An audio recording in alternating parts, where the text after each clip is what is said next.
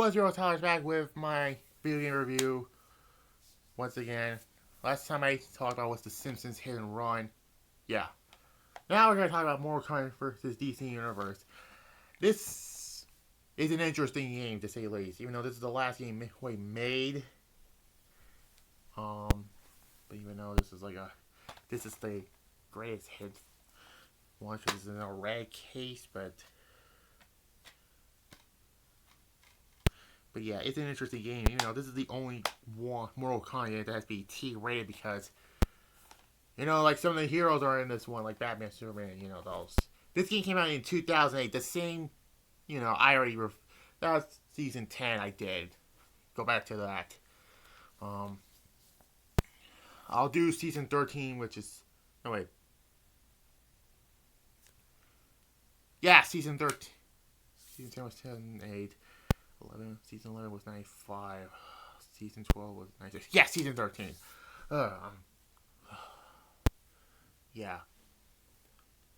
Anyways, this is a fighting game basically. Yeah, you have your arcade mode, which you can fight. You pick any character basically. The roster is actually pretty interesting. You got your Mortal Kombat stands like Liu Kang, Scorpion, Sub-Zero, and the DC side you got Batman, Superman, the Joker, and those. So yeah.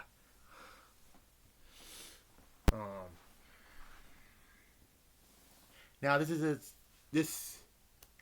the fatalities in heroic brutality. Some are good, some are really bad. Like, let's just be honest here. I'm not gonna go through every one basically. But yeah, that's basically those.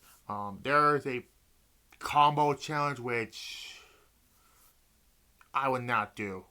Basically, I'm not gonna do those.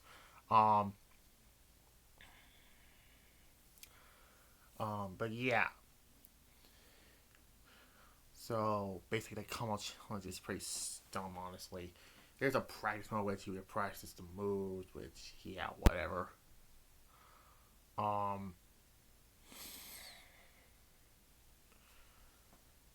You know, there is a bio read, which is you can see some of the characters, but yeah, that's basically you can see them basically. And I know this isn't gonna be a long video, but yeah. Now let's talk about the meat and potatoes, the story mode, which I always save for last sometimes. Where Darkseid and Shao Kahn got merged in their portals by Raiden and Superman. Basically, they merged to form Dark Kong. Yeah, great name. No, that name's stupid, honestly.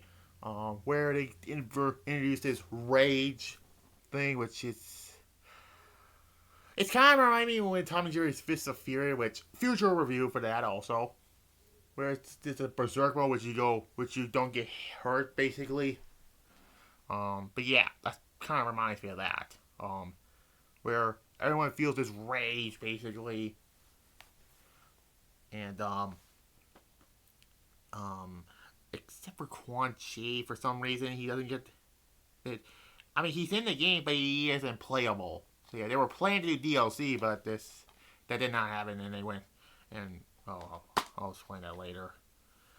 But yeah, you can see some really cool, interesting things, like, you know, like Scorpion interacting with Batman, you know. And, I mean, this is not the first time we saw a crossover with that. The Nicktoons games did something like that, even though they're all together, basically.